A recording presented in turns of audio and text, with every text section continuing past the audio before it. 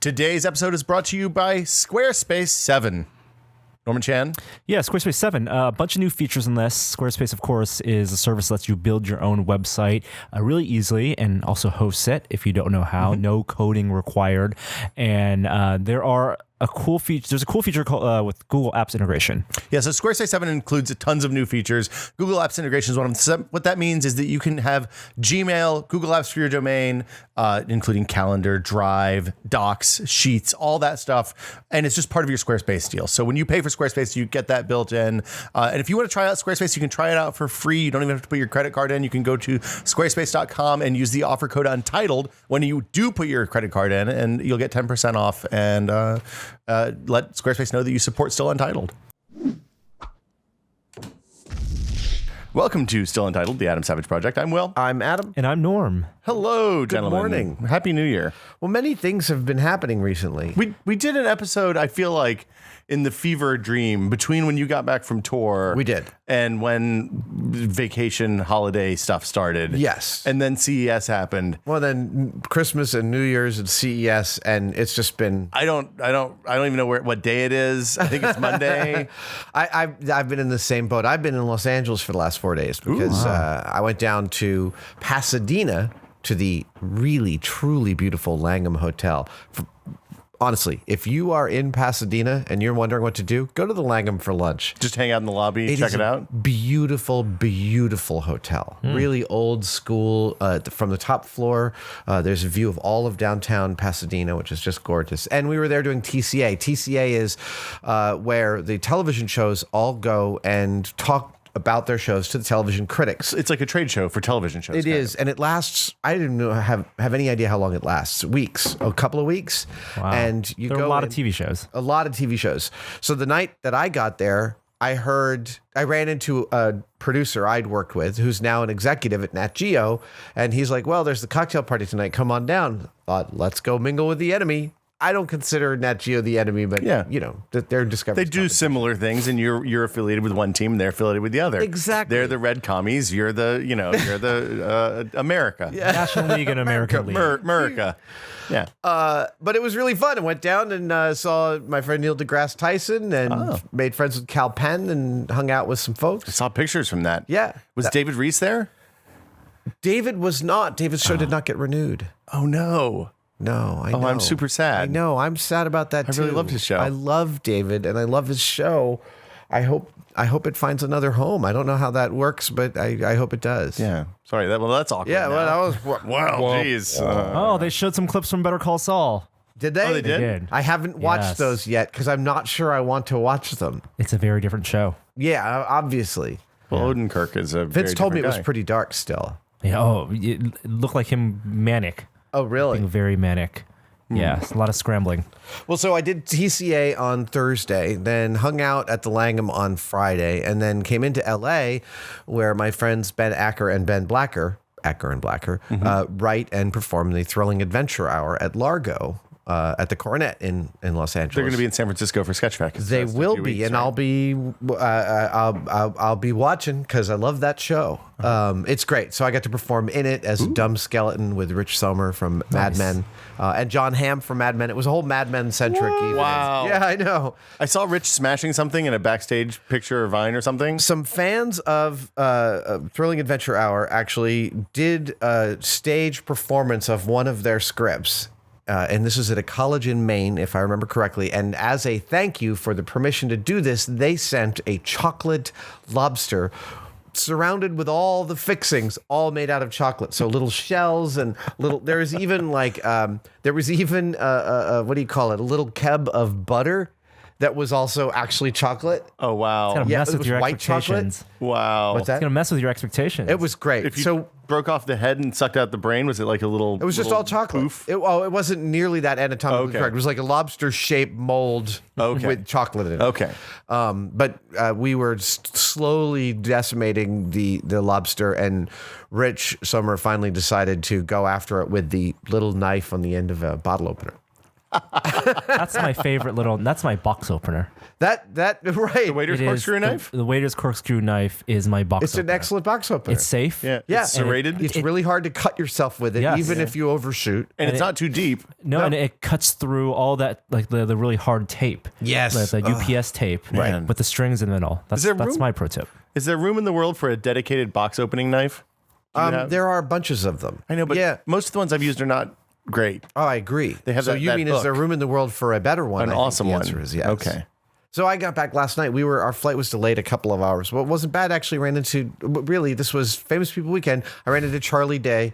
Really? In- you had the best weekend ever. in Los Angeles, and we had met on the set of Pacific Rim, and we chatted a bit about TCA, and he's doing the Tonight Show tonight. Oh, okay. Yeah. Wow.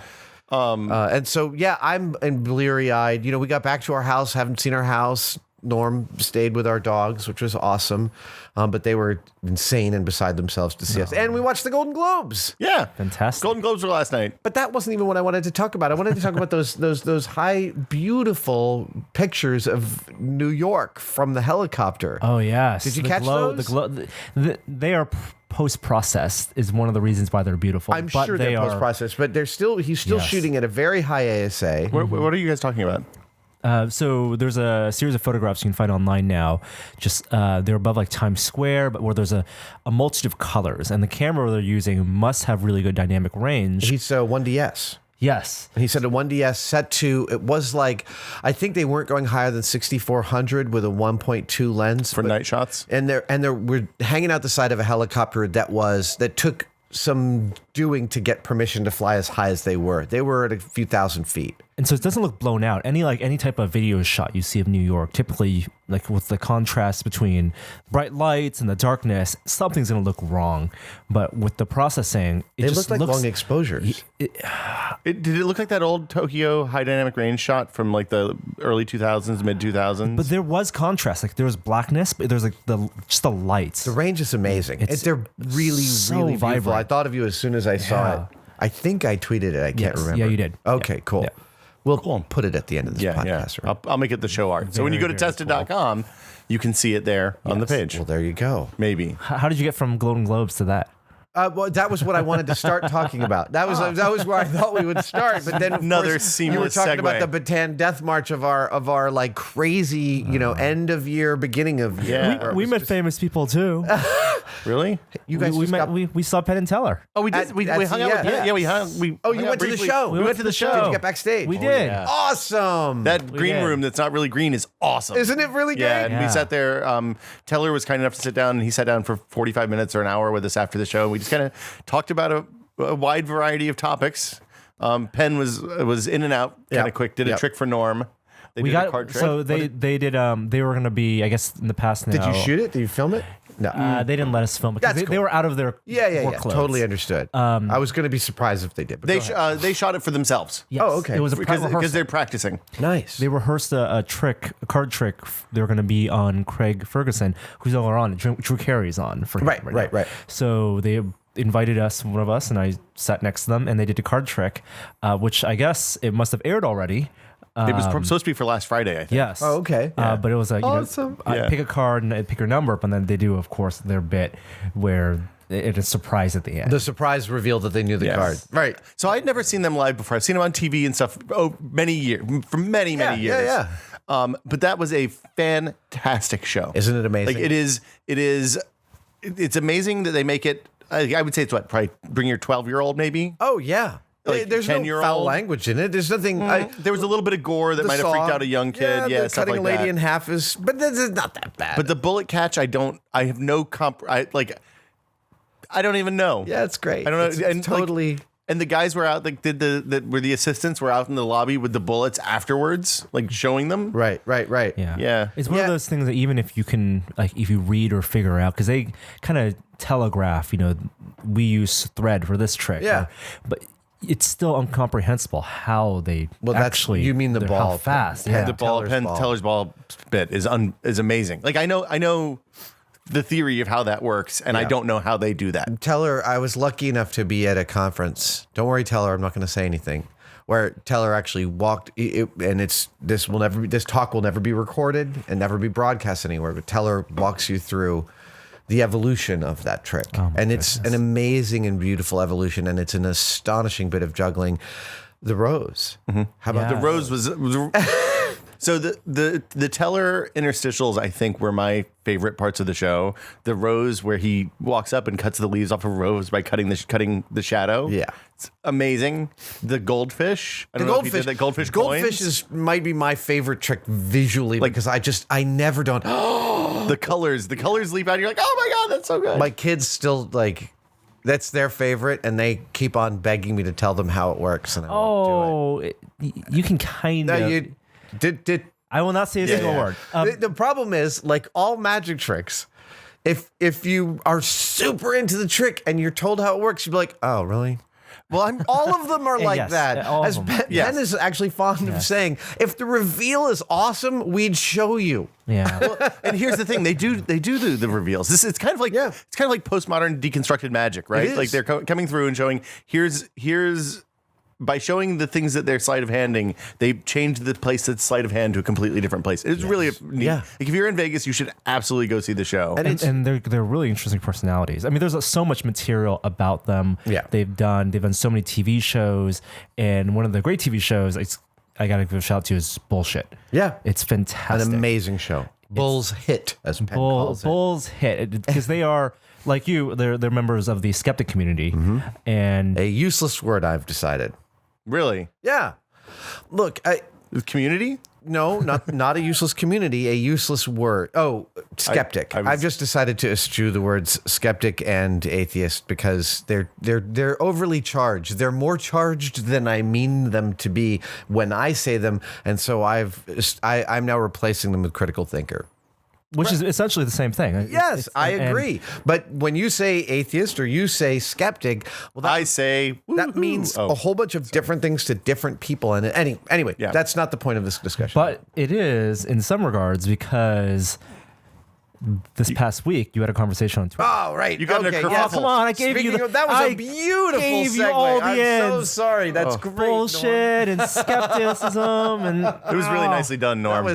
That was a carefully constructed ice castle that unfortunately got melted before I got to you it. just stomped right through I'm it. so sorry. It was a good So time. yes, I did have a bit of a dust up as a critical thinker this week. On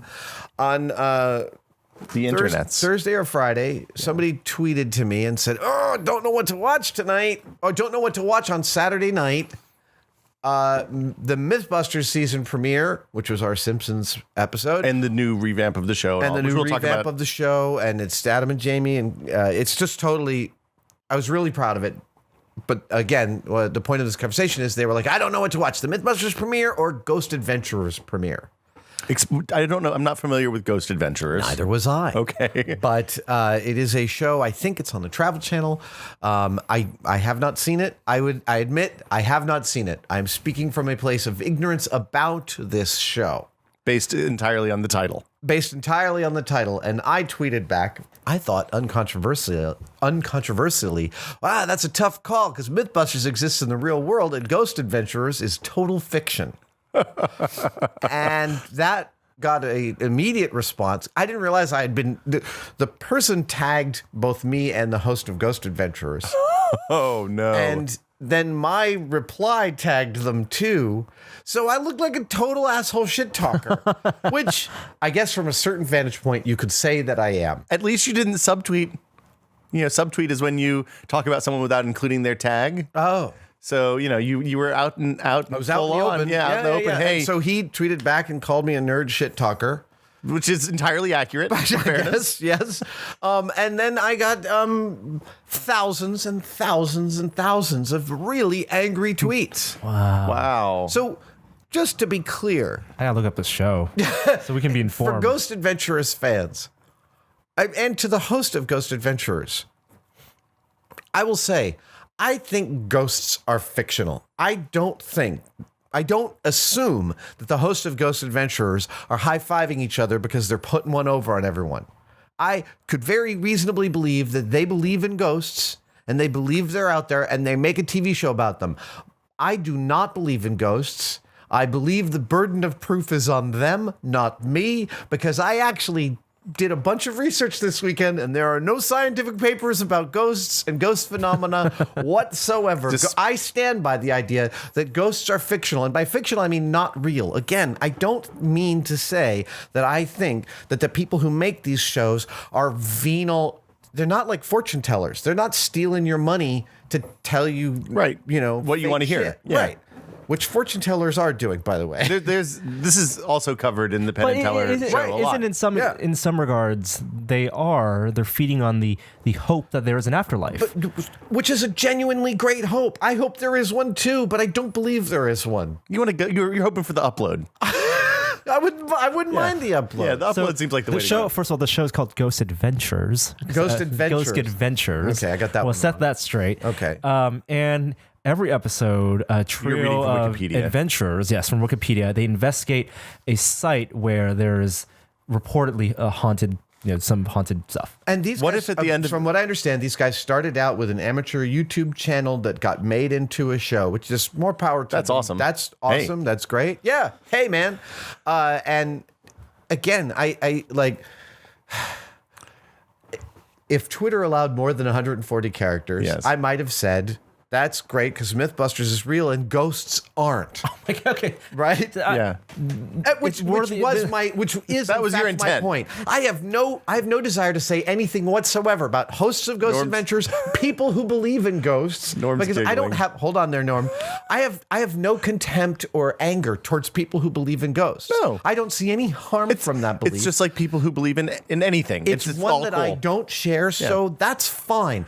I don't believe in ghosts. That's really what the point of my tweet was. But apparently, I'm a shit talker. Go ahead. My concern is that the show is actually a bunch of guys who go out and debunk ghost stories and have adventures in the way. No.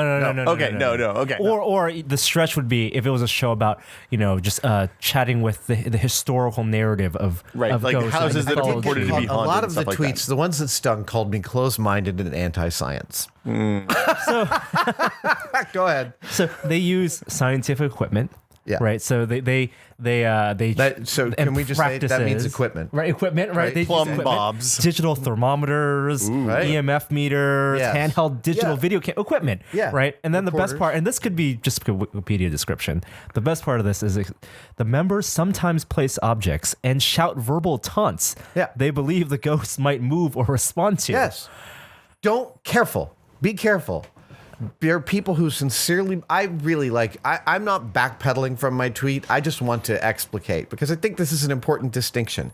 I know a lot of skeptics who are openly contemptuous of people who say, thank God or bless you. And I find that to be rude and shitty. Well, that's I don't- linguistic appendices. But deeper than that, it's dismissive and it's what do you call it?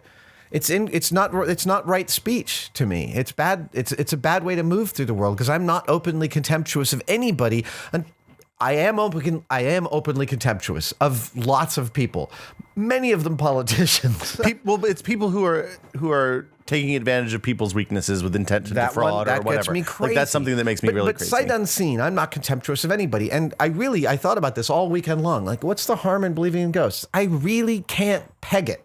I don't find one. I find one if you're hosting expensive seances for real and saying you're talking to the dead. I think that's like, I don't like that. But as far as people who believe, these guys really are desiring to find some link between us and a thing called an afterlife. That is not an unreasonable endeavor. Unfortunately, from a scientific standpoint, and I do believe that I can say that phrase without a tongue-in-cheek, from a scientific standpoint, all that equipment makes assumption after assumption after assumption. EMF meter assumes that they affect electromagnetic waves. A Gauss meter, magnetic, right? Voice recorders assumes that they can speak in the world. Do they have form or don't they? Does an infrared camera pick them up or a cold spot? All of these are based on assumptions that have never been tested. The underlying ideas behind those assumptions have never been tested. Thus, there is no body of actual science looking for ghosts. So you said something a minute ago that I think was important to go back to. You said that believing in ghosts, believing in an afterlife or connection between our world and an afterlife, should it exist, isn't a potentially damaging thing. My objection to the idea of an afterlife is that many people behave in a way in the one life that we have in order to gain entrance to an afterlife that may or may not exist, and they're entirely reliant on people who may or may not be crooked telling them what they should do. I'm assuming a generally secular population here. Right. You're talking about religion, and that's a very specific and different deal. And I agree with you. Right. I agree with you on that front. That yes, the idea. I totally agree. You're talking about entrance to the afterlife. Right. I'm speaking about just the mere existence. And I agree with, so there's a famous story that when he first started making The Shining, Kubrick called up Stephen King and said, wouldn't you say, and this is to me a mind-blowing revelation, wouldn't you say that all ghost stories, no matter how horrific, are essentially optimistic because they posit that there's something after death? Mm-hmm. And Stephen King said, but what about hell? And Kubrick said, I don't believe in hell. Now, I am 100% in Kubrick's camp on this. Yeah. I do think that, it's totally optimistic. So I just wanted to clarify. I'm assuming that some of the people who got angry at my tweet, I even had a high school student send me this heartfelt note calling me a cyberbully.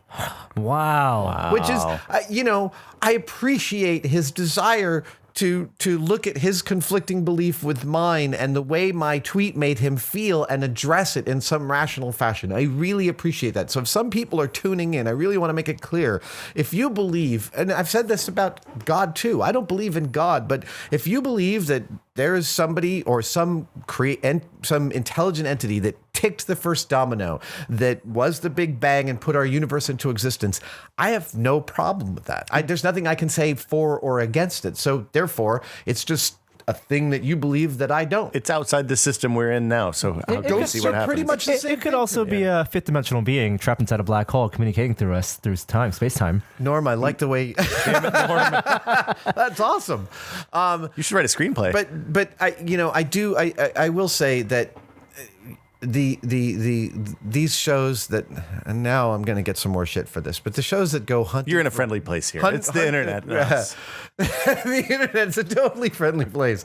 The shows that go hunting for Bigfoot, the shows that go looking for the ghosts, they're barking up the wrong tree when they're talking about it scientifically. And it's not like I want to start a branch of Mythbusters going looking for ghosts, or I want to get into a debate about what that actually means. I am stating a belief, and it's a sincerely held belief that I think that it clouds some of the debate about what science is and isn't.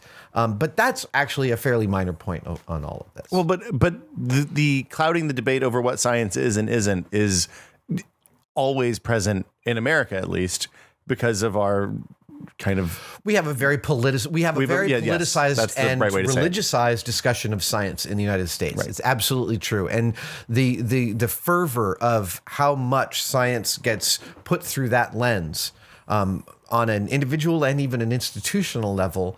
And by that, I mean, in Canada, you've got like a conservative government that requires government-funded scientific papers to be reviewed by a political branch before they're published. Mm-hmm. That is the worst thing. It seems really bad. I might be getting parts of that story wrong. This comes from stuff I've read of Cory Doctorow on Boing Boing.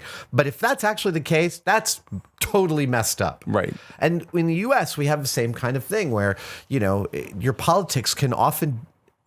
Your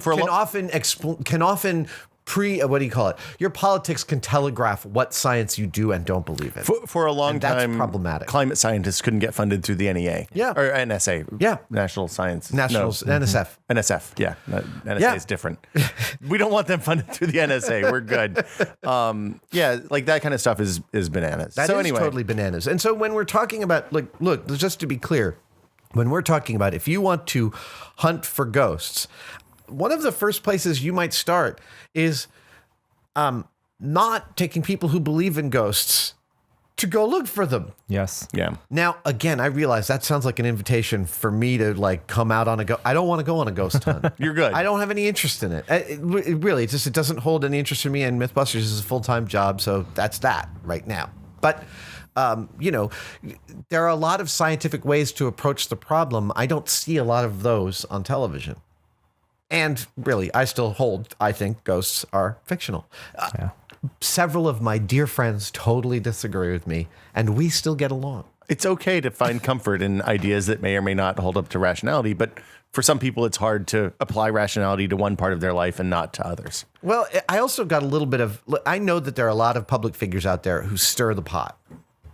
Troll, as it were. Well, not even troll, but like, they want to, they do and say things that engender serious and vigorous debate. And on the internet, everything redounds to you're a Nazi.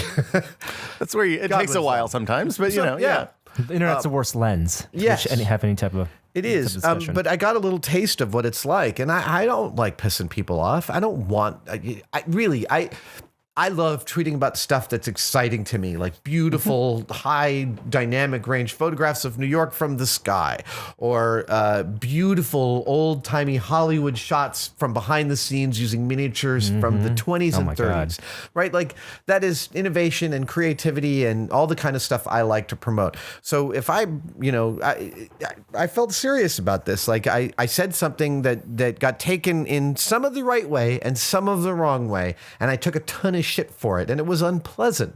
So that's why I wanted to talk about it. Take your comeuppance.